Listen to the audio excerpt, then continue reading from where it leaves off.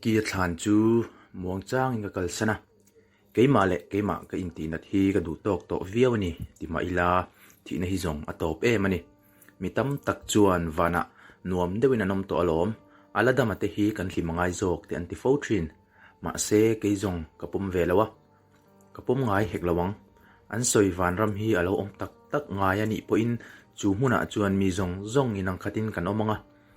pa nu unaw le mangaina mi pakhat tan chawa siam hi a om ve to om silawa chu huna chuan ang khat fek kan ni to don miawa wangin niki inu le pa te thu oila an thu soi dik lo om ngai lo izom kim vek theilo ani po in I thei chen zomang che iti tiro ma se kanu hian dot a soyasin van ram chu rang ka chak tual len na mun ania engkim ma om vek le Nunrawng chu huna kal chuan anot le to ngai lo ti min hrila ma se dot ani dot chiang lutuk nga tinge chuti khopa mun moi le nuama chuan phone pakhat tal po a om ve lo phone hi om ve ni se chuan I o voi khatal ka hrele anga ka hmangai thu hi ka hril ve nge yang che buite ilo ho to mo ipa po alo thleng chi anin ti faila chok anei don nia kanu chuan in ka thlen rual chuan alo ti wata sawara rai tok takin kho nu chuan ka zo ve rama in hnuai lama choi turin ka chup thla kanu le ka pa chu an lo thukur to tipal ka rei dewa rei lowe buite lo thuro soidu ka nei ania pa ka soi ma sapotang engei soidu chu pa kan result po chuak to a chuan ke hian college kal lawin doctor zir ka du ani ni e ka hria in rem ti lawang ti ma se ka du tlat si a chuan doctor ko zir chu huna chuan he ko vela cancer ve zong hi ka theyang tam en kol ka du ani boi tinge cancer chu I mani khan kan thenu thisen cancer in a borala chu chuan min he emani adam doi tak ngial po om lawania chu wang chuan ke hian en kol ka chak ani dot ko soi chiang hle mai ka mangai berani sia borala kha thatchu a thalutuk ma se tinge pa I phal ka ring tlatani boi tuna kan company NJ hi I hriat angin tunla hian kan thang chak em a chuan Mizorama company lian ber North East thlenga mingcher DNJ tenen inzom tumin kan bei mek boka ani chu avan thave pa kalompuya che chuan DNJ nei tu pa pusang lian hi ka thian pa ve em ani boka fa pa aneya ani nen chuan ka pa thu soi chu kalo pot chat wata ani nen chuan enge ini nei don ani ka chubar mial lai chu ka top chat soitur ka helo hle mai chuan company po DNJ le ANJ ni to lawin JNJ ani to ang ani hi an lianin thian ti theya kan tan chuan chhuwa phalchi ani lawani chuan company lian le chak jok inei theina ni fanu chu man ruai mang ti na mo boi kanu chuan alo ti wata nu ni lo ke hi dor anzor nautelem po ka ni lo adu duina min le min ti thei ka ni lo bok boite ni e nautelem ini ka ti leine he company en kol tur hian ule nawi nei silawa ikuta a o mangai ni chuan I hriat angin he company hi kan chung ko tan chuan thil ho mai ani lo kan eibel berasin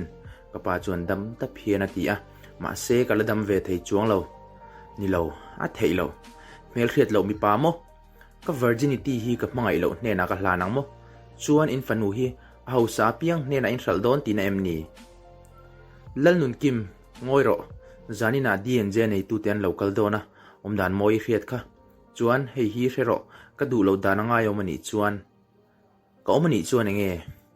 ka tui thlarang che nei lawini chuakang I thom no hak lai tak nial po kha ka lei che ani kha ka pa ka soi zom theilo ka mit tui chu luang zunga ka ru ma ka tlan chawa nilo ke hi ka pa hian toi semoti in min hral mai ani hi ani theilo chuan an poisa du wangin an fanu nei chun nun chu an ti hrom phalamo nu le pa ni tlak lo top an lo vani jok cm ka ngai tu na kal thui hle mai ka mel hriat lo mi pa chuan ka lo ngai tu vedana chuan ka mangai ber che ka nei anga tin kala mangai mi lo nein ka thiang hlimna ka hlanang mu ni lo jela dam chung tan iphone a hau takin rap thlak dei jok nge yang rei lo te hnuwa kanuin karum kongkhar lo kikin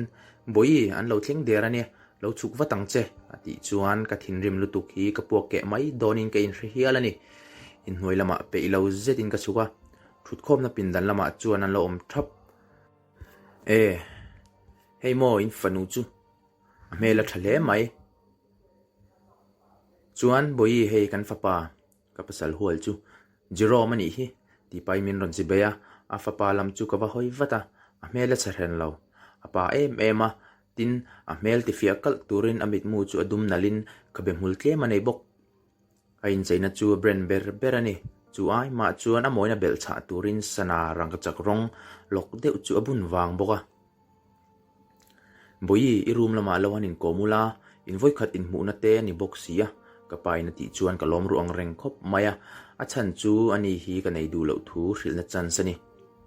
ka room lama chuan ka hruai chawa ente thian pa inge au phoi chu zang wa mai ala pa em zui ke hian pasal nei kala du lawa chuan ka mel riat lo nei phei chu wang chuan khonga in nang chu i mel a chelem lawa i lak bokanga ke yang chu min du lawang mut ka du lutuk chuan ei ka thei em a ka thin chele bok ka soi lo tur ka soi ni chu mole keipon nupui nei hi ka chak big leinem chuan ngai zong ka nei boka ka van lom tak ani hi ngai zong nei lai ni hlau mai ma se enge ka lo ti vata kanu le pa thu hi ka hial ngai lo chuan min neyang mo o neyang thina ko phial po ni se ka pa thu soi ani chuan ka zom vekang hui nang hi mi pai ni em mi pasazui nei mo ti pa in ka pan naya alo tol nung dora mi pa ka ni enge inu le pa poi nial ngam lo nia chuan ka neyang che kanu le ka pa hi ka lei pathian an ni ti le chu arwala ka ti ngai na hello lutuk chu ka thu nok ka chuk le to lo rim bok kha pa kha mi mol takani a mela thai na chelawa ke ai tha chu tam taka hunge yang chuan anu pui tura po mi pa ve si du thlanna siam ngam lawania ni lo ami pani nan lai kha ka lo en sak lawani a khai woi ve tak po ka ring lo zok hialani Jerome point of view atangin kaming chu Jerome lalun puyani kanau pan lai tang to a ka chak chu kapa company en kol a kapang ni ani chu wang chuan le khazir pa in business lam boy puin delhi a kumriat chuang ko ombok mizoram koron let le nuwa kum khataliam ve der to chuan kapa company ke en kol mek boka kamela chiat lo wang le kasum nga wang in me se tam takin min ngai zong na sa ma se tu ma mangai le du tak kanai ngai lo nom chen nan chawani nom chen nan ka office ho chu ka pain min ti puya du awangin aruma ka valuta nupui ka nei angai thu le kan company than le na turani thu min hrila dik tak chuan nupui nei hi kalaman mo lem lo chu lawa nupui ka nei ani chuan ka mangai nge ani ang tin ka soi ve thin ma se ka pa thu chua ka ni miau sia ka nau pan lai tangin ka pa ti lung oi lo hi khovela ka thil lau berani achan chu ka tan thei to pin na thok miawalom zanria kanai khamnu chuan kapa company zom thar tur kanu pui tur te in lam kan pana anni chuan min lo lom thiam khop mai an fanu chu anui na han kawa stepa muang farhan hiena ron chuka a mel chu a chelem lo tin a pian nala a moina bel cha tur le tun lai nula dang anglo takin asam chu adar thleng vel adum lap ani bok ma se ala nau pan mel le mai kum som ni atanga som ni palivel bor chau aniang nilo chu ai ma chuan ala nau pang mai thei keila kum som thum kani to nau pang ne nai nei chu ka ngai tu boi lo mayang a room lama ti tura kan chau chuan athu soi chuan kanui ati zal he mai ei ka thei ka thin chelu tuk ti velani keila in ka tum lo puin bialnu kanei ka tirangot bok ni bialnu angania ma se ka mangai lem lo chuan henu hian a soidik athina chiain a kol hle ani infiam pui vel chu nuam don takani atuk dar khat vela chi office ka kalmana ka office ka lu rual chuan ka bialnu jane chuan min ron zui lut ngala dia hilo vakal harve nia jane kanin kop thei to lawang tinge nupui ka nei don ni lo ani thei lo ke hi min hmangai kha ti pa in min lo fop nga la kanem son deuh dor po chuan a top du chuang lo a kor kil chu tlema phela an hute nal le moi tak lang lo tok chin apon fan ching fan chu an lim deuh zau boka min ron fo le pa chuan kami patna chu aron vuan ngal chata henu laka hi chuan in sumzo hi harve chiang alom a kor chu ka phel saka an hute ko la chu kan he dek deka ka in sumzo lo ani kami patna po chu a le thei to lo ma se kong khara ren hong thuaya nilo khanu kanu pui tur kha ani azak lutuk chu amaya hup top keila ka in siam thamol mola room kik na chang reta che tipal ka ala zak ti riat takina biang chu asen no che ka avan du omrau tak em dia tunge NJ company nei tu te fanu kanu pui hual chu i pasal hual nen hian khovel kan lo chen dun magazine tel ve duem jing takhi chu o mi hi a huam hau lutuga chuan mi ti za hi athiam em bok du lawe ka ti pal ka kalmayang ti pa in a chuak le ngala ka ril ruwa eng ma om to lo jing chuan min rot fop le a ma se ka ngai tu na a ani lo kha nom to lo tlatani jane amuta ka cheng lo mai tinge khanu wang kha mi ni lowe chuak phot te jane ti tau chu a in so chuak ngong ngonga du le ti tau len dei ro se kim kimi point of view atangin khami ring lak lo zet office a ka kal kher ka khovela ka in chir ber chuan khanu na sat zia kha na ni lo khatiang mi ring kha ka pasal tur mo ani theilo a theilo ka pa ka mu watangai ni ka pa office lam chu ka pan wata ka pa o mem a secretary bula chuan ka ti wata tu ipa hui he pa mo lu tu ki chu o biak hlua pa chuaw ipa lo o me chu pa chu mel room pa in ka pa office a chuan ka luta ani la chu ala nui suk zui pa biak du na che ka nei bui enge heta soi ngai aba man mo thla om ve pa ifanu hian kum som pakwana ka mang ve chia pasal nei tur hian kala nau pang ma lo mo chu wanga lom i kum som ni tlin nia chia inin neyang pa ma se college kal rol le kala ni hi bui ine ngai ni hui kapa biak le lungtum biak chu ai nang vel chia arum kong ka chu ring taka kharin ka chuaka miss min lo hak te ka hoi phei chu kapa secretary bok khani enge ipa in thla hong tur chen min tia ke ka nei vereng ma se ka thla lo che chuan ka na hi ka chan do na sin a poilo nang te hi at na chikat inei ani lo mo mela ani alom mani ru sur lai la in motor in sutlum tir trepa khata po khan ron kai lo cheila ithi do na sin nang ma hi mo lo nia chu wang chuan min pui ve ngai ni ati chuan tong tam vak na hun ka nei lo kan in ni lawa filitena ka in thla tir ta fel scooty khonge kota so kalo mang khoya kama mo ni mai ka local ve du nia o ati chuan filinen chuan club lama kan in zui chuaka heng ti tur fellow ho hi ni tin zuin le lam to kanom zia zu chu kan lama kim tinge ril ru hana ine mia fel khoi ko le changai kaldon HBC a nang ka kaldon lo tinge pasal ka nei don wang lo te pasal nei ruala mi nia chu lom kanu le ka pate hi an timak tiro fel nang chu inu le pate an fel kei ve chu damlai rem hun ani mai ka chu no chu ka tlak papa fel ke hi lo piang lo to pila ka van ti tak thi dei te hi ka chak rumania kim in to su i rui to ani kha kala in don chau kanu pui tur chuan zu a in tur ani lo ron ti tu lam chu ka mel zoka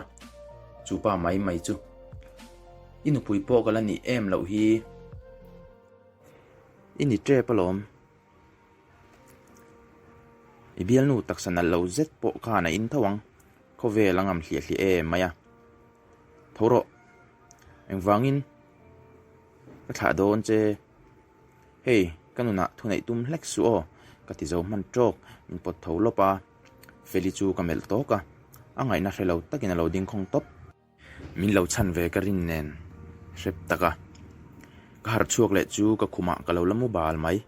ka tuin la hal em a ka bula tui chu theilewin ka ban trok troka I hangover ni mo ni lo nang hi heta enge iti o I rui buai ka veng che ka rui buai lo chuan ka nu a umem ni lo an lo la ho lo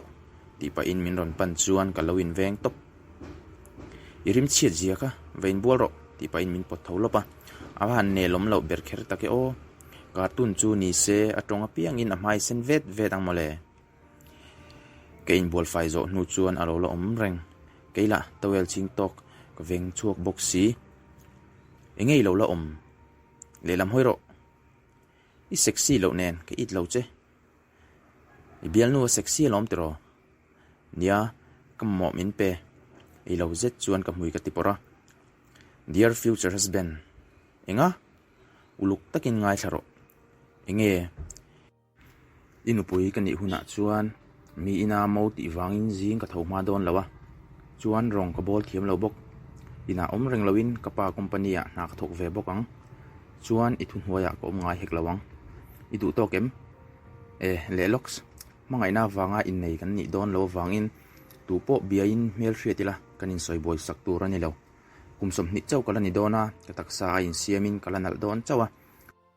chuti huna chuan ka du zong tak mi pa tongin I office inom dan khan du hun po kala nei ve lawang ti tunge soi thei du tok ro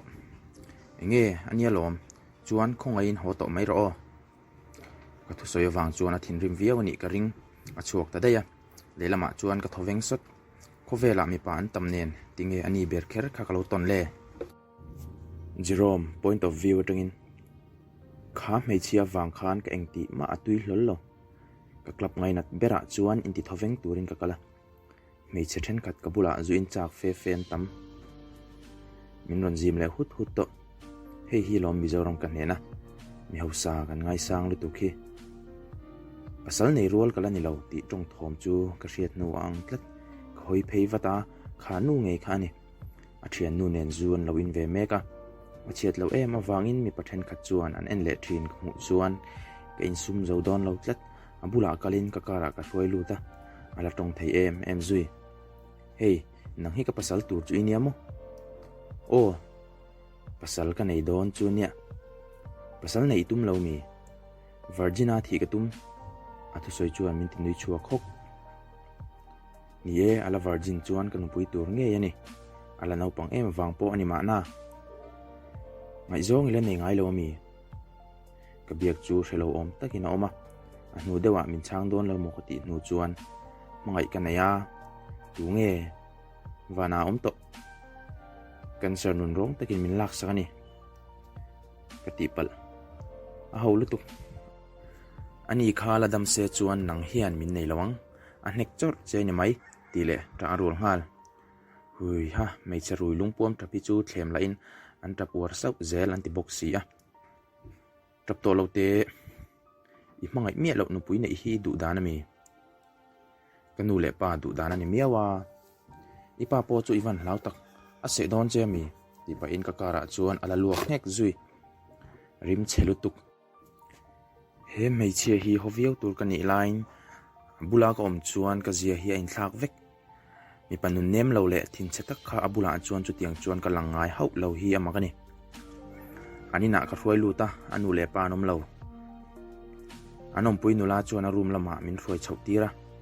athom no alu kum lo lo ma se ka kar ero uluk taka sil tira ngai ngei don ni mel